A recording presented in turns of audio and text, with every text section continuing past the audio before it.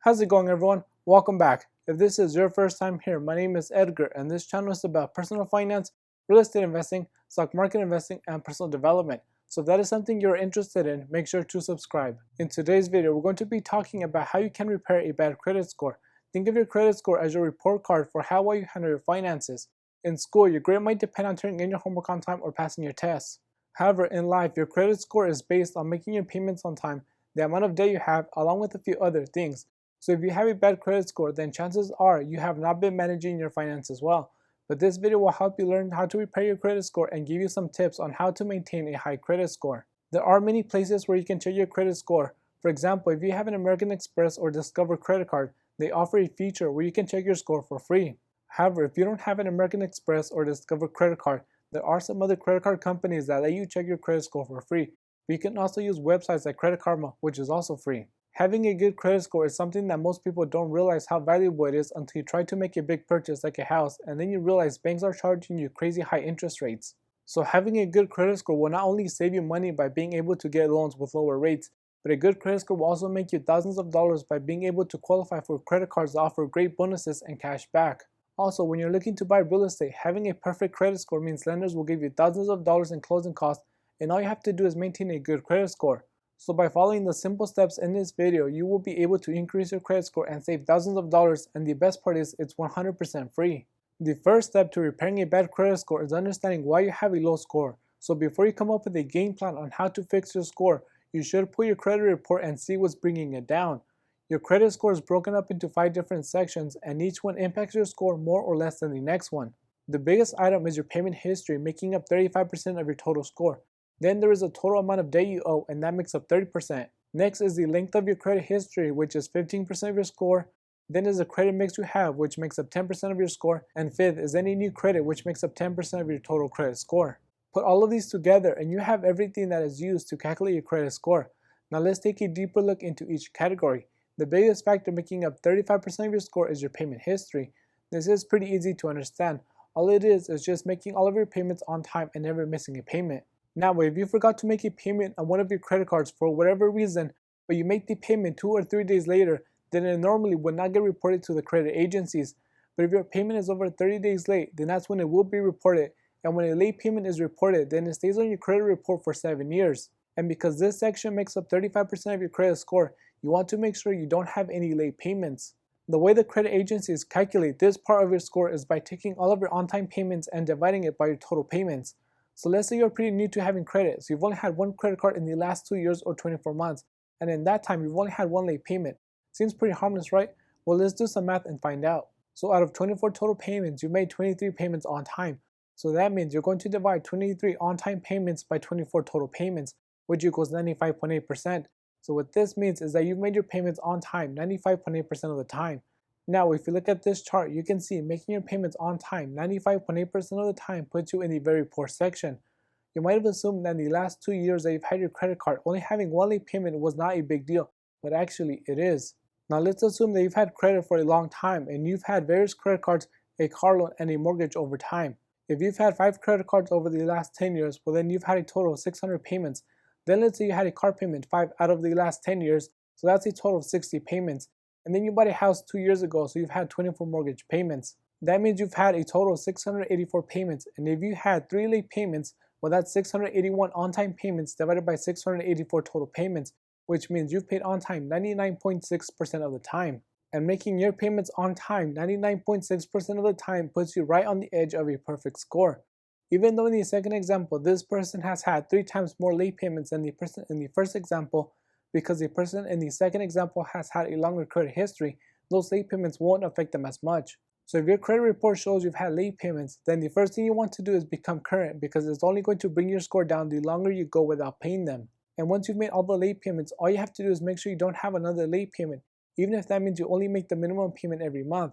The second factor that makes up your credit score is the total amount of credit used, and that makes up 30% of your overall score. This just means how much credit do you have available versus how much credit you actually use. To calculate this, you take your total credit used and divide it by the total credit you have available. So if you have a total of $1,000 in available credit, but your balance is $800, then the percentage of used credit will be 80%, and using 80% of your available credit will bring your score way down. This part of your credit score is pretty easy to fix because all you have to do is lower the debt levels you have, and ideally you want to keep your balance below 9% of your total available credit. So if you only have one credit card and your limit is $1,000, then keep your balance below $90 and you will see improvement in your score very soon. The third factor that makes up your credit score is the average length of your credit history, which is 15% of your total credit score.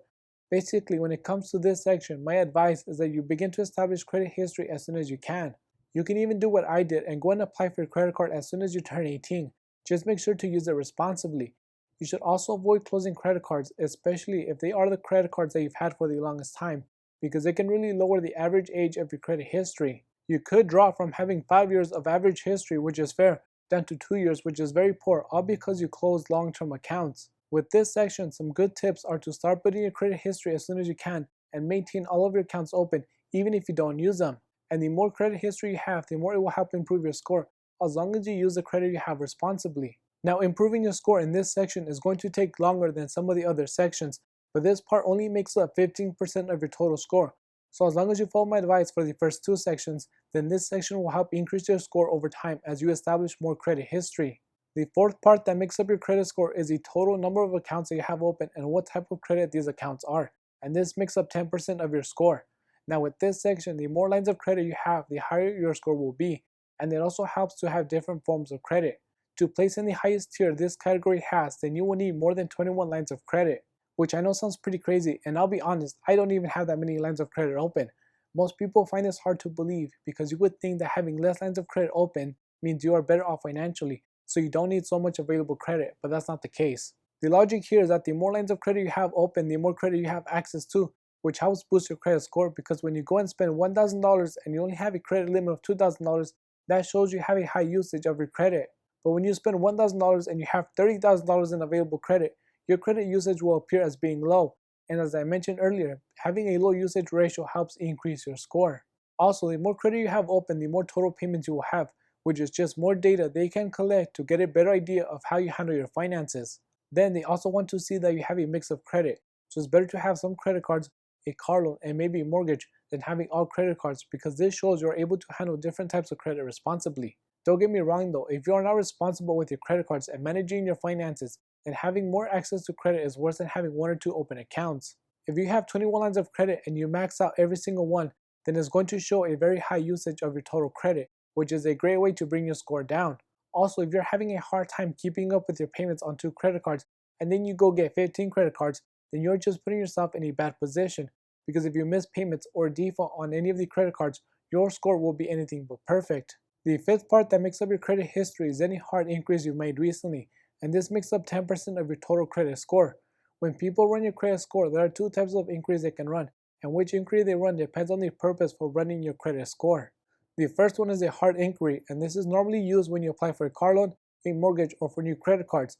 Then a soft inquiry is used when you don't need a full and detailed report of your credit score, which is normally what happens when you check your credit score with American Express or Credit Karma. The ones you want to avoid doing often are hard inquiries, because the way the credit agencies see it is that something in your life changed and all of a sudden you need credit. It could be that you lost your job and now you need credit to cover all of your expenses, or maybe you really want to redecorate your house but you cannot actually afford to do so, so you just buy everything on credit. And this is why you don't want to go and apply for more credit all at once to boost up the section that measures how many lines of credit you have open, because if you try to reach 21 lines of credit too soon, you will end up lowering your score by having too many hard inquiries. However, the good thing about hard inquiries is that after 12 months, they will not affect your credit score, and after 2 years, they drop off your credit report entirely. Another benefit is if you're shopping for a house and you meet with different lenders and they all run your credit, it will only count as one inquiry. Even though they're all hard inquiries, the credit agencies will group them as one hard inquiry, and they do this so you can shop around for the best terms without affecting you in a negative way. But in order for this to be true, you will have to do this within a short period of time, because if you meet with 2 lenders at the beginning of the year, then 3 lenders 6 months later, then the inquiries will not be grouped into one inquiry because the time length between them was too long. Now, in order to increase your credit score for this section, you should have 0 hard inquiries within the last 12 months, which I know can be difficult. However, the less hard inquiries that show up on your credit report, the better. Now, keeping your credit score as high as possible is just as important as saving for retirement or having an emergency fund.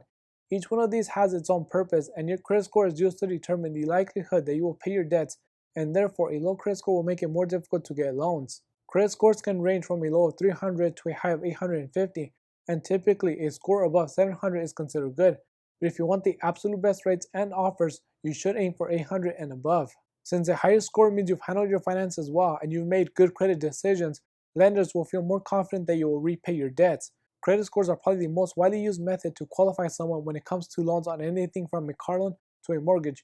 Even if you are trying to rent an apartment, they will look at your credit history. All it takes to repair and then maintain a high credit score is a little time here and there to check up on everything and make sure your payments are made on time and your balance levels are not too high. And the best part is, maintaining a good credit score will cost you $0, but it can save and make you thousands of dollars over time by getting lower rates and better cashback offers. And with that being said, I hope this video helped you understand what makes up your credit score and what steps you can take to increase it. If you enjoyed this video or you found any of this information helpful, drop a like and subscribe. Thanks for watching, and I'll see you next time.